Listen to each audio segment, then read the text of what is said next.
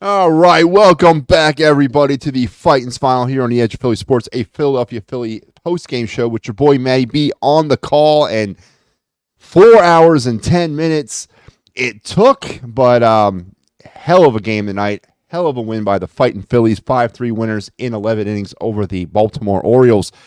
We got a lot to get into. A big-time win, one of those character gut check type wins for the Phillies as they've been struggling a little bit, came out of that London trip and went up to Boston and just did not play well. And you could feel it, right? Everybody kind of had this thing circled on their calendar as the series got closer. This was the series where there was no more talk of whether or not the Phillies could play or beat good teams. Well, they had one. The Baltimore Orioles are a powerhouse in the American League, and perhaps this was a World Series preview. I'm not going to quite go into that, but tonight was a gut check win.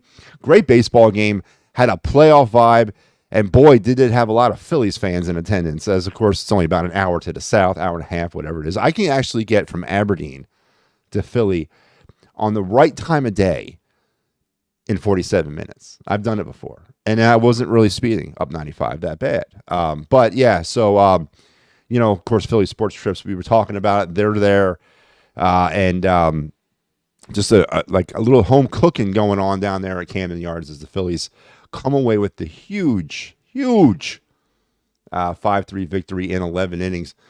Before we get into the show any further, let me remind everybody that this show is sponsored in part by the good folks over at Cherry Injury Law, Philly Sports Trips, I just mentioned them. Sherry's Tickets and Dolan's down there in Delco. So let's get into some of these comments, man, because we got a few of them. Elephant in the Room wants me to wants to say that Hoffman pitch was absolute filth. It was. But you know what, guys, and I'm going to get into this a little bit later on. Maybe I'll wait it for my Broad Street bottom line. But I've about had it with the whiny namby-pamby umpire crap. I've about had it. Had it. And, but, the lower part of the outside corner was, it's the strike zone, folks. All right. It is. If it's on the plate to include the black and it's between the small knees and the numbers, it's a strike. So, for all you, Monday morning quarterbacks out there, you really need to understand the strike zone a little bit more. But, no, that was an absolute filthy pitch. It was worth the wait. Elephant in the Room, absolutely. Big Al says, big win. Rain delay could have been helpful to cool off the Orioles' momentum. Yeah, well, Al, I got something for you a little bit later on because I've about had it with your philosophies as well. So Al's always looking for a reason. Al always has a reason around everything. The sun set in the west tonight. That's why the Phillies won. The rain cooled off the Orioles' momentum. Thank God for Mother Nature. So I got something for Al a little bit later on. Maybe he's got something. I don't know, but I don't know. That rain delay. Yes, that rain delay. Daniel Berry says, what's up, man? Eagles fan likes rain delays. I can't stand them. Rain delays are like half times. I used to like rain delays when I was a kid, when they would play like This Week in Baseball during the telecast, but they don't do that anymore. So I don't like rain delays anymore. And Big Al says he's going to be an uncle. Well, that's really good, Al. So we have 5-3 Phillies with the win. So the good about this game tonight, Ranger Suarez, once again, another solid effort to kind of stabilize a little bit of the pitching woes that have kind of crept in to the Phillies over the last week or so. Ranger goes out there and does Ranger things. But you know what? Just like Zach Wheeler the other night, it wasn't vintage Ranger. Just like it wasn't vintage Wheeler, but it was enough. It was enough to get the job done. It was enough to put the Phillies in a position. But once again, the offense for this team struggled. It struggled to get any kind of consistency going outside of, and I cannot believe I'm going to say this, but Kyle Schwarber, man. Kyle friggin' Schwarber continues to befuddle me as he had another leadoff home run tonight. But, is the team in a sad state of affairs when we're talking about Kyle Schwarber as the offensive hero? I don't. It wasn't supposed to be that way when he was brought here. He was supposed to be part of the machine that drove it.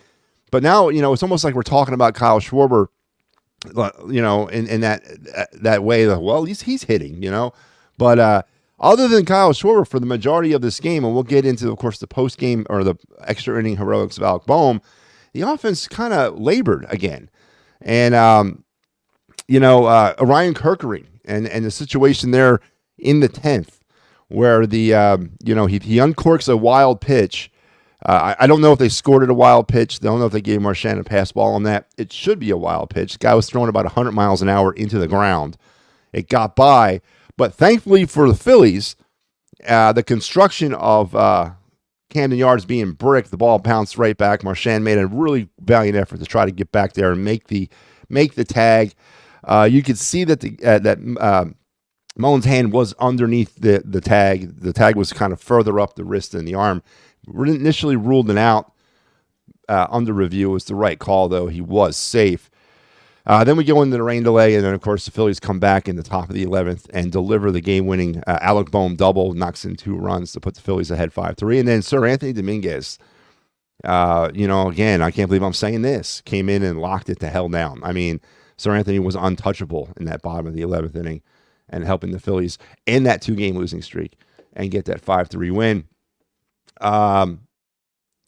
Kirk says Kirk 2-0. Yeah, Kirk 2-0, but was his performance tonight, was that a little concerning to people? I mean, he's got stuff, man. He does, and I won't take that from him, but are we once again asking Kerkering to be put in situations where he might not be ready for? I know, and again, I'm going to get into some things a little bit later on, but is this the right spots for him at this point in his career?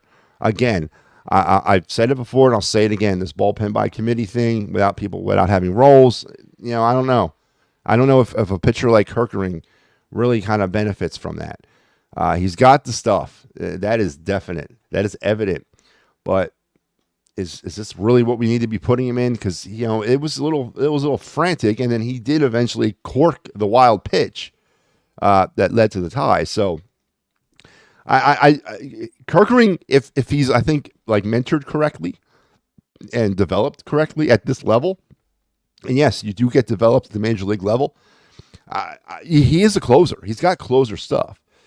But if that's going to be here or not, I don't know. And in the meantime, what do you do with him? Do you continuously put him in these types of situations to see if he can figure it out on his own? Or do you establish some sort of role for him, which, again, this team doesn't do. This team does not have roles for its bullpen.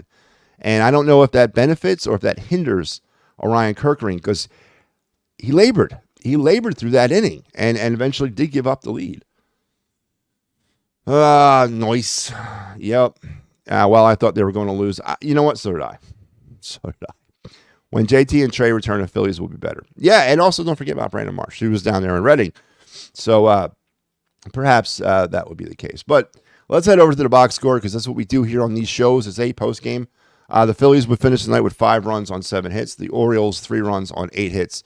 Offensive standouts for the Phillies. Kyle Schwarber went 2 for 5 tonight, had a run, had 2 RBIs, including a home run. He only struck out 2 more times, now batting .252.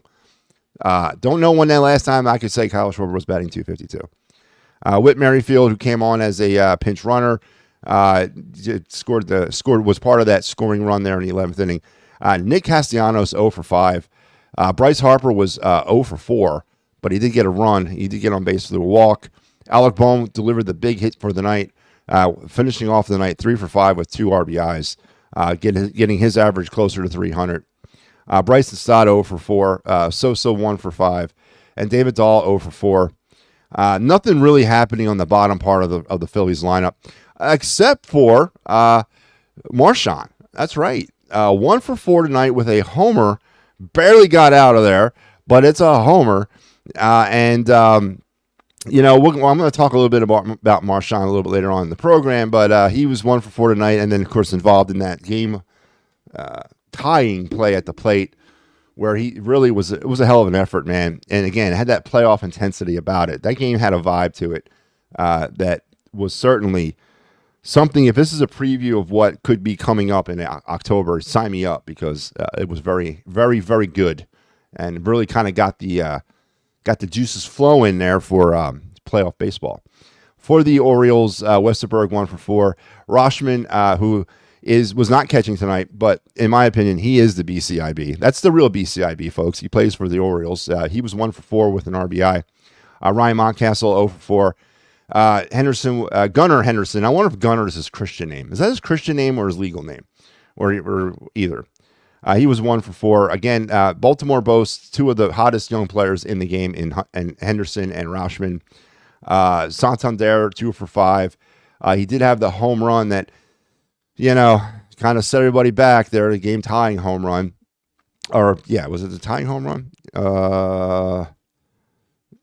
up 2-2. Yeah, it was a game-tying home run. And then the rest of the Orioles, really not much going on there as well offensively, as this was a definite pitcher's duel. Rangers went 6.5, gave up 6 hits, 1 run. It was earned, 2 walks, and 6 strikeouts. Hoffman, the Philly bullpen comes in, and Hoffman with the nice third of an inning. And then Matt Strahm, who hadn't given up a run since, since last year. I know it's not that, but comes in and surrenders that home run to Santander and on a hanging pitch that was up in the zone. And Santander did not miss it, and would tie the things up. Alvarado would come on. Everyone kind of forgets about what Alvarado did, but he did well.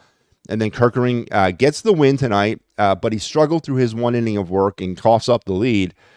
With electric dynamite stuff, it just, again, I don't know really what we're doing with Kerkering. Is he ready to be put in those types of situations? And Sir Anthony, after the rain delay and after the Phillies take the lead, picks up the save, his first of the year. Bradish for the Orioles, 5 innings, 3 hits, 2 runs, 2 earned, 1 walk, and 4 strikeouts. Aiken and Mr. Craig Kimbrell came in. That's right, and did strike out somebody. Cano, Perez, and Webb picks up the loss for the Orioles. And the Phillies would leave 6 on base. They were 3 for 9 with runners in scoring position. The Orioles would leave 10 on base, and they were 1 for 13 in runners in scoring position. And there you have it, 5-3 Phillies. And a hell of a win. Hell of a win tonight for a team that definitely needed it. This is the kind of win the Phillies needed. And this is the kind of game the Phillies needed to come out and kind of, as I said, pick themselves up, dealing with a lot of stuff right now, internally, injuries and whatnot. Come out and, went toe-to-toe with one of the best teams other than them in baseball. So you got to be very happy about that. You got to be happy about that. 2-hit wit. Schwarber with 2 RBIs, absolutely. They won despite for 0 for 9 from Casty and Bryce.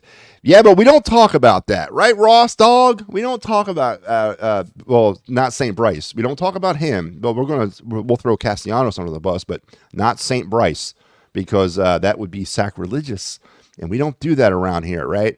But Bryce Harper, who, and I don't care how many Player of the Month awards he wins, he is not the Bryce Harper this year, up to this point, that I want. And I think that $330 million pays for. He's not. He's not clutch. He's absolutely not clutch this season. And then for those of you out there who believe that he is, please back it up and show me where he's clutch, because he's not been clutch. And he continues to kind of labor along. He'll launch the obligatory home run here and there to quiet the critics. But honestly, are we really getting our money's worth out of Bryce Harper this year? Honestly, up to this point, again, we got a lot of baseball left, but are we getting our money out of Bryce Harper? I have high hopes for Dahl. So do I. I think Dahl is going to be part of what happens with this team moving forward into the fall. This is much better than watching Amy for the World Series preview. Yeah, 2 of the deepest teams in the game. Absolutely, David. So 5-3 Phillies with the win. I want to address one thing, folks, before I get into my... Matter of fact, no, let's do that now. Let's go into the Broad Street bottom line, because I want to address that right now.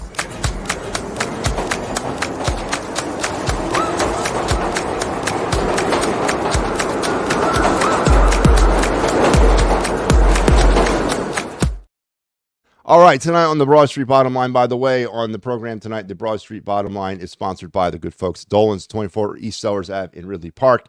For Quizzo music, great times, and memorabilia giveaways. You don't know who might fall through the front door. Head on down to Dolan's today and tell them that the boys over at EOP sent you. But my Broad Street Bottom Line is stop with the damn excuses, all right? This is the Broad Street Bottom Line that I'm going to start. This is what I need to say. I am so sick and tired of listening to people make excuses for why this baseball team is losing. They did not play well in Boston. It's okay to say that, and it's okay to leave it at that. They weren't playing up to their expectations. They weren't playing the way we expected them to play, for whatever reason it is. But stop trying to rationalize the way they were losing in Boston and the way they've been playing a little bit recently since London with excuses like London. Yeah, okay, they had to go to London. Guess what? It's part of the thing that they signed up for. They're being paid millions and millions of dollars to perform and to perform at the best. Some nights they don't. And it's okay to leave it at that. But stop making excuses. If I had to listen to a Big Al, who I love to death, say the word recalibrate one more friggin' time on last night's show, I was going to bang my head against the wall. They don't need to recalibrate. They need to play better. So you're telling me that players that are being paid millions and millions of dollars miss their mommy, miss their own bed? Come on, man. What are we talking about? These are professional athletes. They play when they're supposed to play, and they play where they're supposed to play.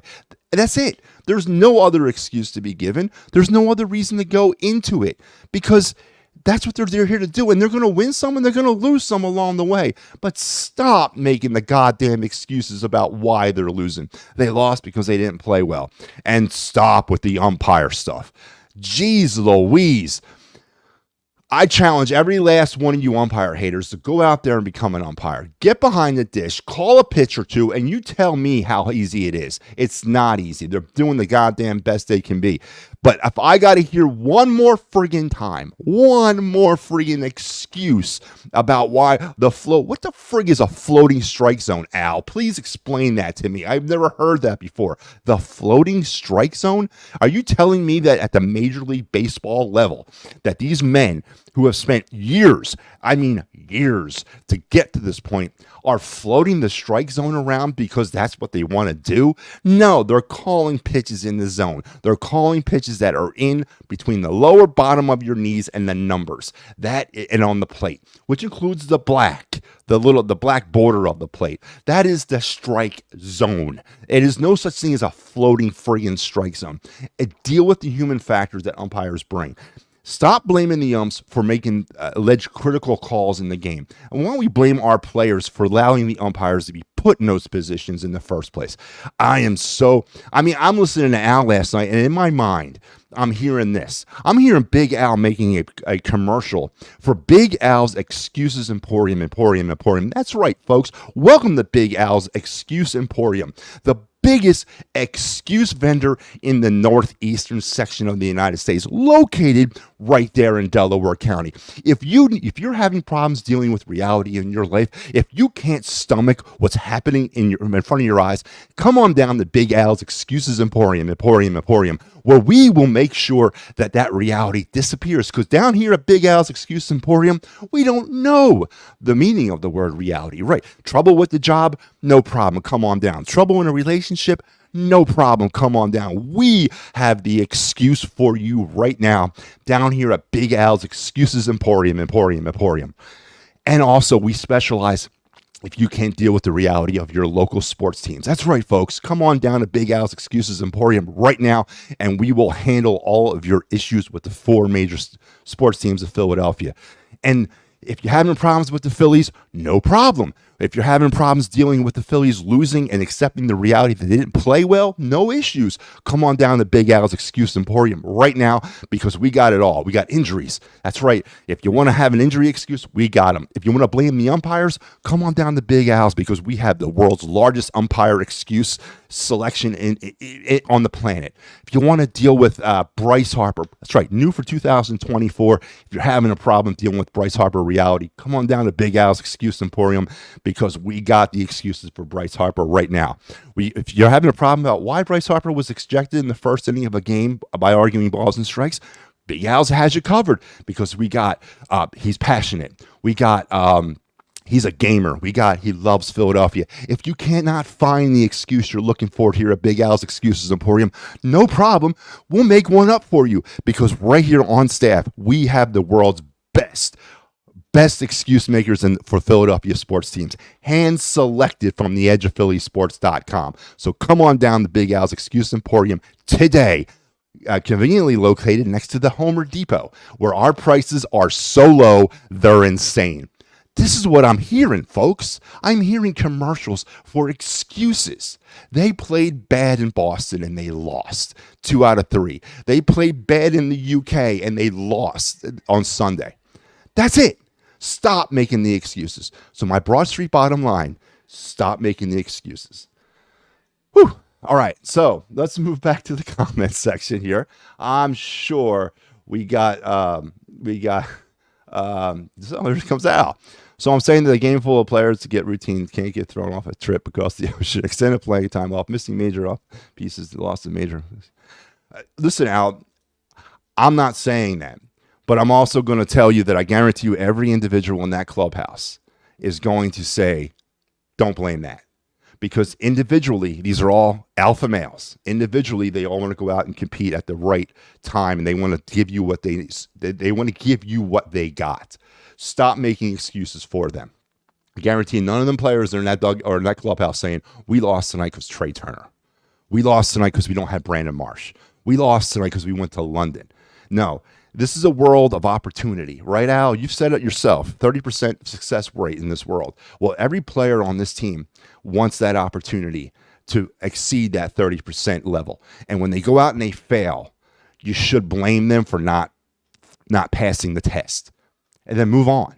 Stop making excuses for their goddamn inability because of travel, because of injuries. No one's listening. Well, I shouldn't say that, because at Big Al's Excuse Emporium, we're all listening. I'm just telling you guys, stop with the excuses. I can't deal with it anymore, man. I cannot deal with it. Yankees versus Phillies would be World Series 2025. Yeah, might be. Angel Hernandez had a floating strike zone. What is a floating strike zone? What the hell is a floating strike zone?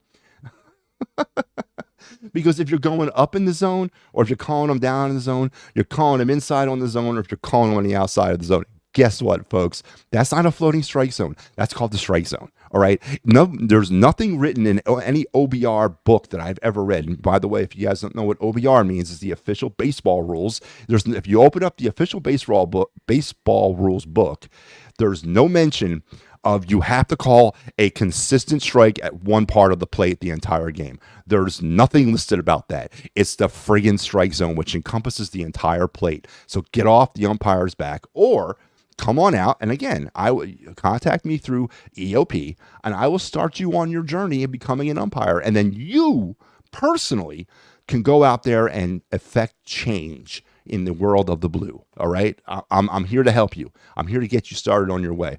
Stop using terms like floating strike zone. Stop looking at that stupid box on TV and thinking that's anything other than a graphic created by networks. Nothing that baseball uses. Stop it. Stop it, stop it, stop it.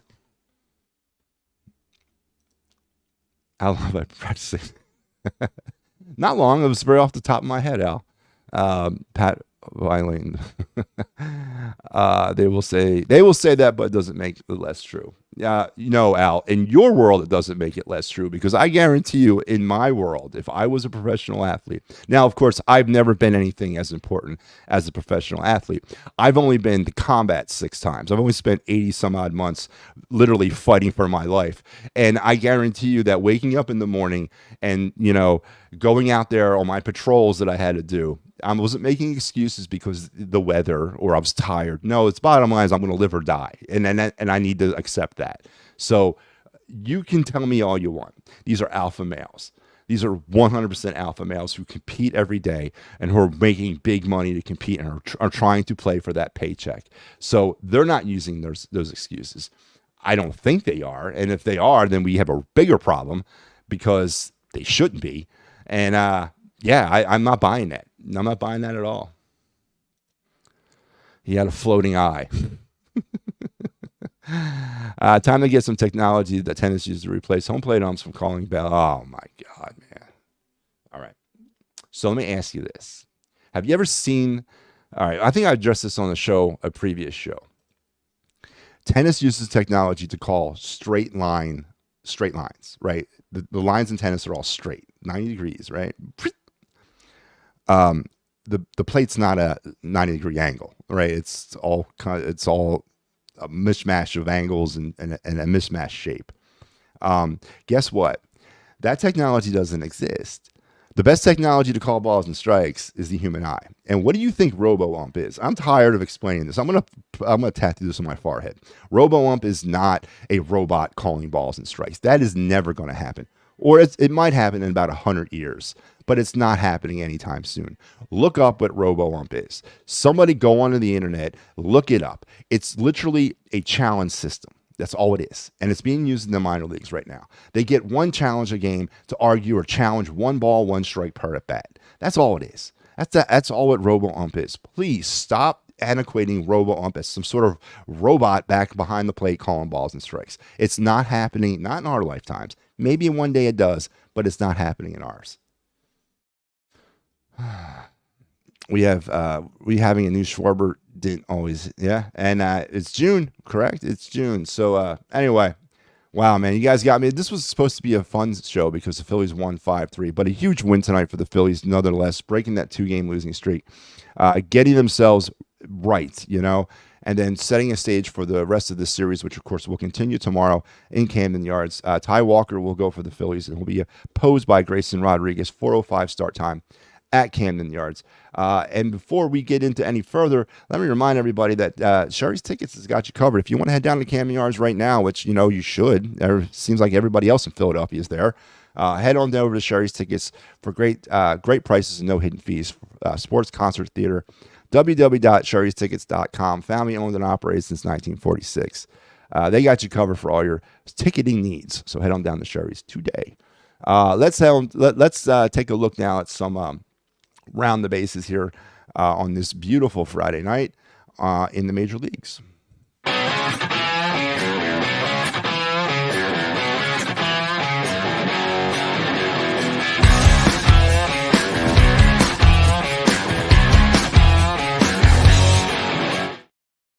All right.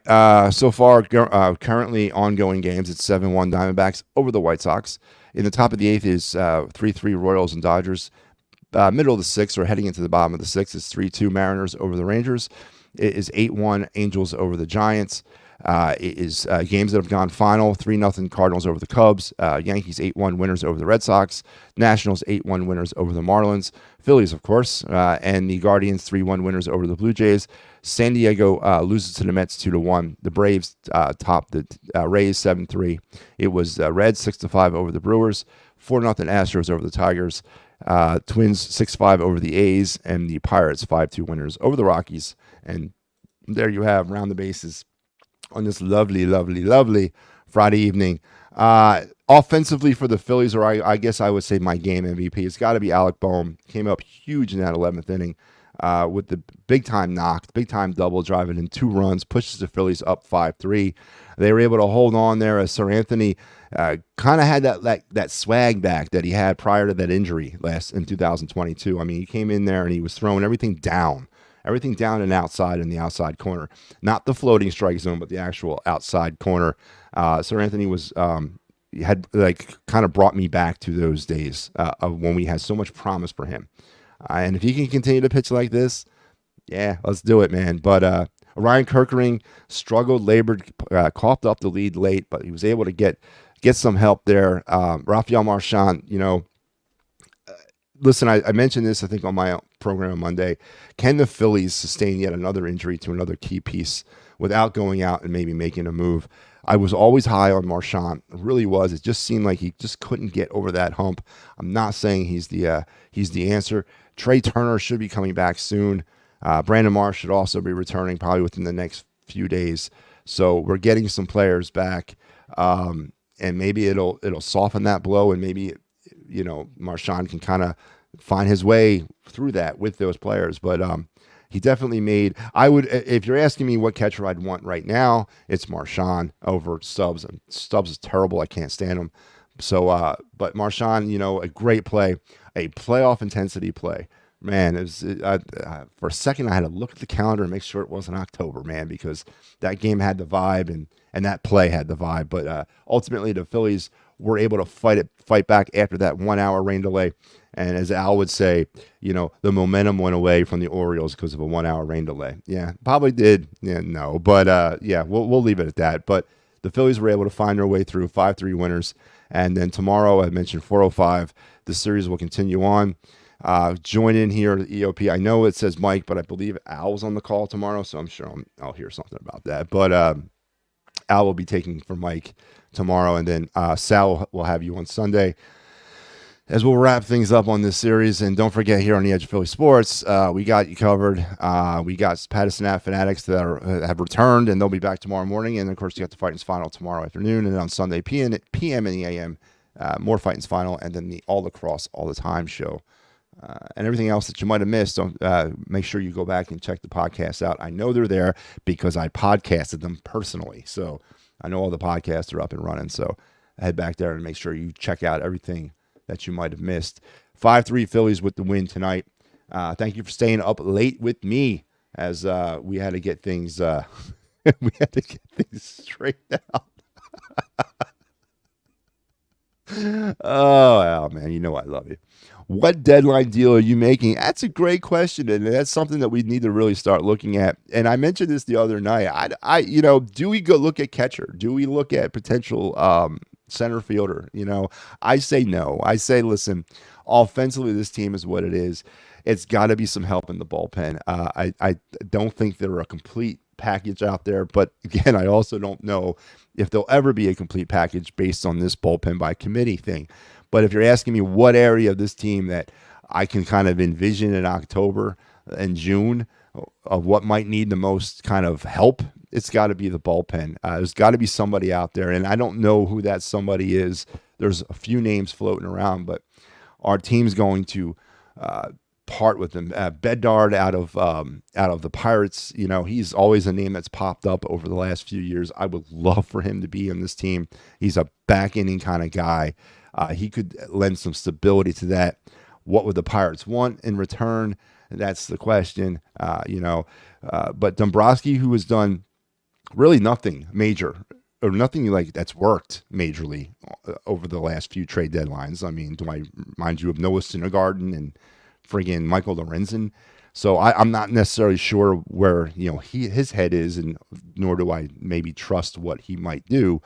But it's going to be interesting. But if you're asking me what deadline deal I'm making, it's going to have to be for an established late inning bullpen piece like Bedard. So that's kind of what I'm looking at, because that's going to, in my opinion, maybe cost us but not hurt us like Mason Miller would.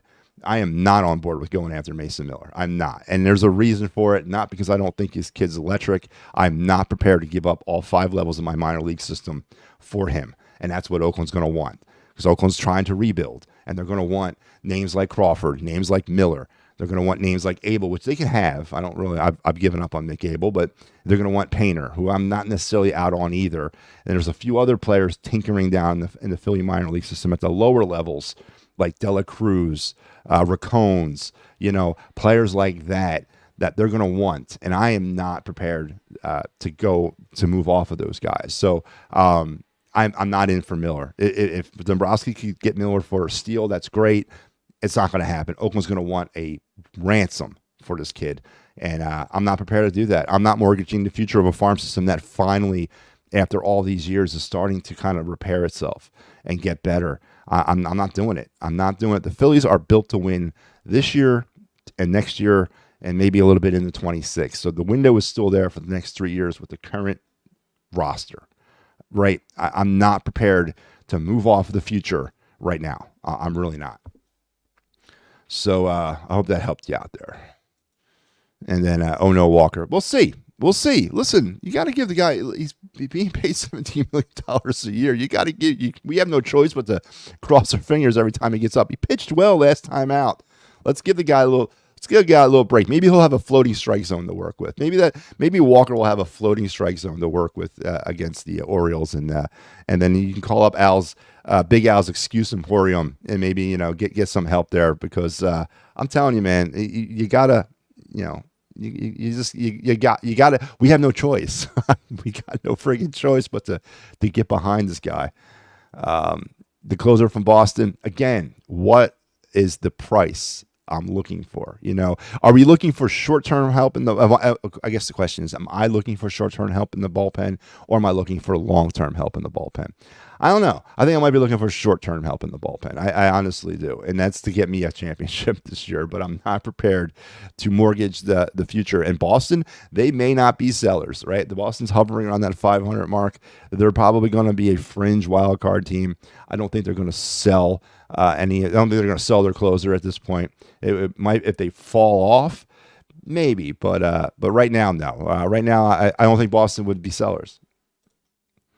Big Al's. It's Excuses Emporium. The Excuse Emporium was the first store that it didn't work. You opened up another one and you called it Excuses Emporium. So give Big Al's Excuses Emporium a call at 610-555 and kiss my ass. All right, guys, listen, it was great to come get with you tonight. Remember, tomorrow at 7 o'clock or right after the game against the Orioles tomorrow, Al will be on with the call. And then on Sunday, Sal will get you. What else do I got to do here? Yeah, I'm forgetting somebody.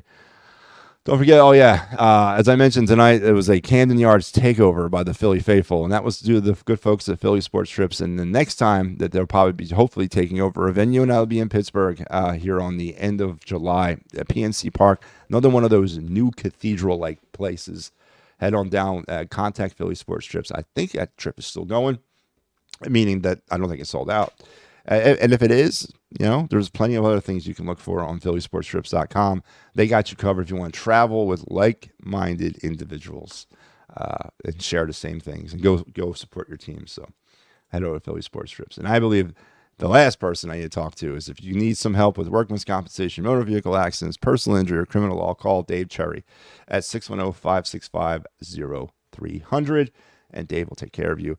It's going to wrap me up. Listen, great night. Phillies endure a 4-hour, 10-minute marathon with the Orioles. Kind of had old school baseball vibes, 7 o'clock start, Friday night in June. The only thing missing was Harry Callis, really, for me tonight. And, it just brought me back. And then, of course, we had the rain delay and a 4-hour game to boot. So, but to get the win, and a very encouraging win for a team that's been scuffling a bit, and because they just haven't been playing well, not because they're jet lagged or they missed mommy or they missed sleeping in their beds. It's because they're just not playing well. I don't know. Come on, man, and stop saying the word recalibrate. They're not machines. But yeah, the big time win for the Phillies tonight. Big time answer the bell win for your fighting Phillies as they take care of their business. Oh, Bo Diaz died? Ooh, man, I did not see that. Oh, god damn, old number 6, huh? I remember Bo Diaz well. He was the guy in between Bob Boone and Bob Boone and he was the bridge between Boone and Darren Fletcher, maybe? Yeah. Or actually might have been the bridge between Boone and Dalton. No, there's somebody before Dalton. But yeah, I remember, he was the pitcher. He was the catcher that kind of came in after Bob Boone in the early 80s. Yeah, wow. Yeah, rest in peace, Bob Boone. Or Bo Diaz. Oh, it was Ozzie Virgil. Yep, he was the bridge between. Yeah, okay. So it was Boone, Diaz, Virgil, Dalton. Is that how it went? Yeah, I'll buy that.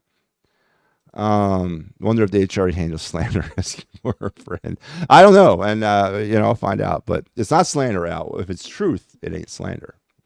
It's reality. I know that you don't necessarily deal in reality, but it is reality. All right, listen, that's going to wrap me up. Everybody have a great night. Stay safe out there. Tomorrow night we got you covered. Phillies Orioles 7:05, or I keep on saying time. Post game. Game's at 4, so think about 7. And Big Al will take you into your Saturday night. And then Sal will be back at you on Sunday, wrapping the series up.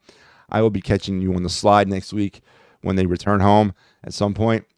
Until then, go Phils, and you guys have a great weekend.